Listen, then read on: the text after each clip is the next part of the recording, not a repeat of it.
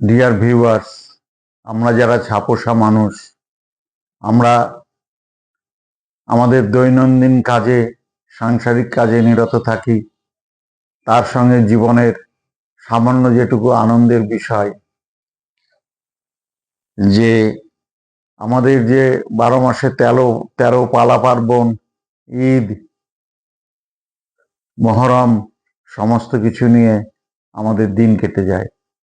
কিন্তু আমাদের এই সমাজ জীবনে, বিশেষত এই ভারতীয় উপমহাদেশে, পাকিস্তান, বাংলাদেশ এবং ভারতে মাঝে মাঝে, অন্য দেশের কথা বলবো না আজকে, সেটা আলোচ্য বিষয় নয়, দুর্যোগের সমাজের মধ্যে দুর্যোগের ঘন মেঘ নেমে আসে। আমরা বিপর্যস্ত হই, আমরা নিহত হই, আমরা অপমানিত হই। এর কিছু নজির যদি তুলে ধরি, হয়তো যে নজিরগুলি তুলে ধরবো তাছাড়াও আমি যে উপস্থাপক তার জানার অগোচরে কত ঘটনাই বা থেকে গেছে, বা সব ঘটনার স্থানাভাবে উল্লেখ করলাম না। 1893 সালে মুম্বাইতে ব্যাপক সংঘর্ষ হয়, সেখানে 100 জন মারা গেছিলেন এবং 800 ইনজিওর হলেন। আমি নাম করছি না সম্প্রদায়ের, কিন্তু সেখানে সম্প্রদায়গত সংঘর্ষ হয়েছিল। 1926 সালে কলকাতায় মোহরমকে কেন্দ্র করে যে সংঘর্ষ হয়, তাতে 28 জনের মৃত্যু হয়। 1948 সালে দেশভাগের পরপর এবং দেশভাগের আগে 48 সালে নোয়াখালী কিলিং, নোয়াখালীর গণহত্যা, 1946 সালে কলকাতা গণহত্যা এবং স্বাধীনতার সময়ে পাঞ্জাব এবং দিল্লির পার্শ্ববর্তী অঞ্চলে পশ্চিম ভারতে ব্যাপক গণহত্যা, তার চেয়ে অধিক গণহত্যা যে অংশটি পাকিস্তানে পড়েছে, অর্থাৎ হিন্দুদের প্রতি ব্যাপক গণহত্যা হয়। এবং 1969 সালে আমরা দেখি হিন্দু মুসলিমদের আমাদের যে সংঘর্ষ হয়, তাতে 1000 জনের মৃত্যু হয়। এবং 1961 সালেও আমাদের এই সংঘর্ষ ঘটে। আমরা দেখি ওড়িশায়, শান্তরাজ্যে উড়িষ্যাতেও খ্রিস্টিয়ান পুরোহিত অরুল দাসকে 1997 সালে উগ্র ধর্মান্ধরা হত্যা করে। ফাদার স্ট্যান 2021 সালের জেলখানায় মারা যান। তিনি ঝাড়খণ্ডের বিভিন্ন এলাকাতে গরিব মানুষদের মধ্যে সমাজসেবা কাজ করছিলেন। তার শরীর অত্যন্ত খারাপ হওয়াতেও তিনি কোনো মুক্তি পাননি জেল থেকে। যারা প্রগতিশীল চিন্তার মানুষ, আলোকদীপ্ত মানুষ, তারা নিহত হন।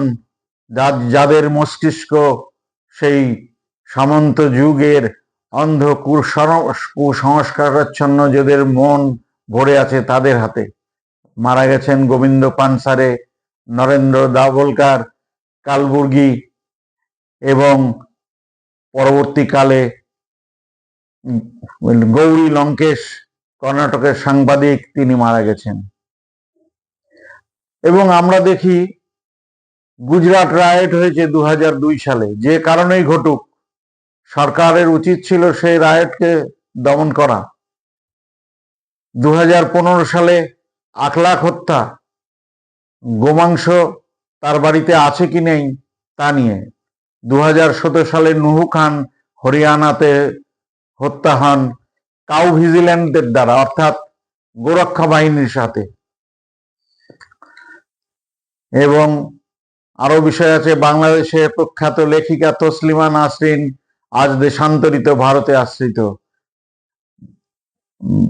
বাংলাদেশের প্রগতিশীল মানসিকতা সম্পন্ন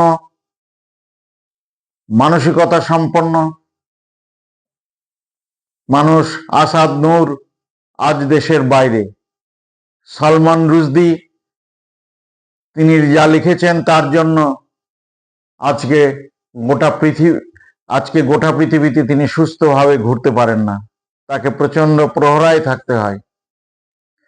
আমাদের রাজ্য আসানসোলও কম যায় না।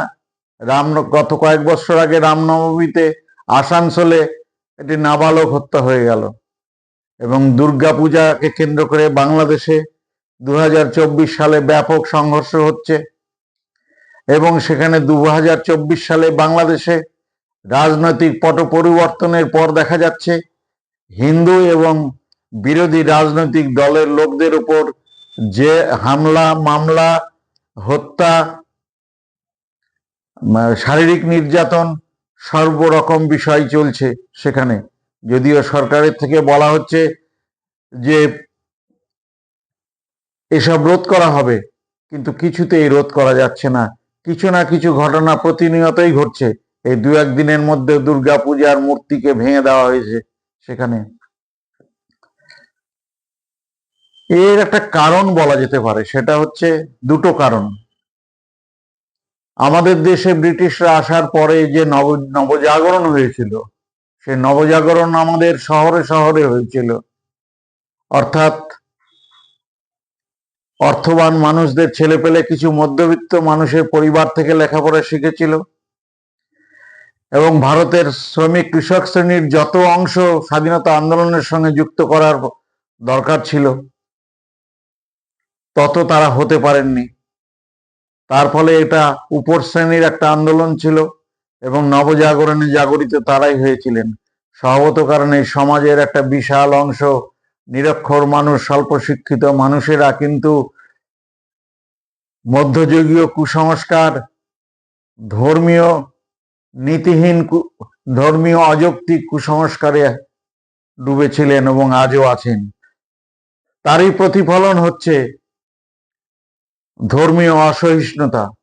আমার মতো যে পুজো করে না, আমার মতো যে ধর্মীয় বসন পড়ে না, সে আমার শত্রু। তেমনি আমাদের দেশে যে দুর্বল রাজনৈতিক, যদিও ভারতবর্ষে এশিয়ায় অন্যান্য দেশগুলির মধ্যে শক্তিশালী গণতন্ত্র, তা সত্ত্বেও আমাদের দুর্বলতা কিছু আছে, এবং পাকিস্তানে তো মোটেই নেই, এবং পাকিস্তান থেকে হয়তো অল্প একটু ভালো বাংলাদেশ। এটা আছে যে বিরোধী রাজনৈতিকদের প্রতি চরম অসহিষ্ণুতা, এটাই হচ্ছে গণতন্ত্রের সবচেয়ে ক্ষতিকারক দিক। তো কাজেই নবজাগরণের আলোকিত মানুষ আছেন, সংখ্যায় তারা প্রচুর, কিন্তু শতকরা হারে তত নন। কিন্তু আবার এই আলোকিত মানুষদেরই কিন্তু আমরা ইতিহাসে কিন্তু আত্মসমর্পণ করতে দেখি। দেশ যখন ভাগ হয়, জিন্না, মোহাম্মদ আলী জিন্না তিনি কিন্তু ইউরোপীয় পোশাকে সবসময় সজ্জিত থাকতেন।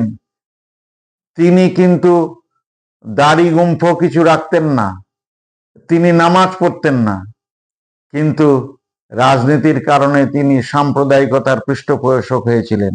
আজকে তেমনি বাংলাদেশে যে নোবেল লরেট মোহাম্মদ ইউনূসের যে সরকার আছে, সে মোহাম্মদ ইউনূস সাহেবের যে সরকার, সেই সরকার দেখতে পাচ্ছি তিনিও কিন্তু আলোকদীপ্ত মানুষ বলেই মনে করি।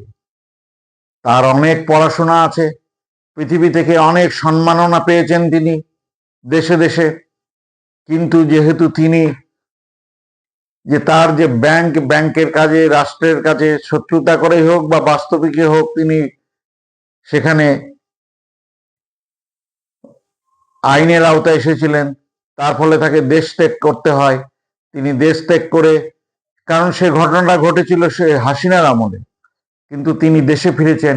দেশে ফেরার পর যে বিষয়টি দেখা যাচ্ছে, যে তিনি এসে দেখলেন যে ছাত্ররা যে আন্দোলন করেছে, কিংবা তারই কলকাঠি নাড়া ছিল হয়তো বিদেশ থেকে, যে সম্পূর্ণভাবে আন্দোলনটি কিন্তু ধর্মান্ধদের হাতে চলে গেছে। ধর্মান্ধ অথবা আলোকদীপ্ত মানুষ হয়েও যারা রাজনৈতিক শক্তি সঞ্চয়ের জন্য ধর্মান্ধ মানুষদের সমর্থন করেন, এবং তার মূল পুঁজি হচ্ছে ভারত বিরোধিতা এবং হিন্দু বিরোধিতা, সেখানে করেন। কাজেই এই আত্মসমর্পণ আমরা ইতিহাসে বারবার দেখি, যে আলোকদীপ্ত মানুষ হয়েও ক্ষমতার জন্য ভুল দর্শনের কাছে, ভুল রাজনীতির কাছে এবং সামন্তবাদী কুসংস্কারের কাছে আত্মসমর্পণ করা। কাজে আজকে রবীন্দ্রনাথের গানকে বাতিল করতে বলা হচ্ছে, কিন্তু আজকে এই আলোচনায় রবীন্দ্রনাথের কথাই আমি মুখের ভাষা খুঁজে পাই, যে পূজার বেদী রক্তে গিয়েছে ভেসে, ভাঙো ভাঙো আজি ভাঙো তারি শেষে, ধর্মকারার প্রাচীরে বজ্র হানো, এ অভাগা দেশে জ্ঞানের আলোক আনো। আরো আরো জ্ঞানের আলোক আমাদের ছড়িয়ে দিতে হবে। যারা আলোকপ্রাপ্ত মানুষ, তাদের কাছে প্রত্যাশা, আপনারা অসংখ্য অজস্র আলোকিত মন তৈরি করুন।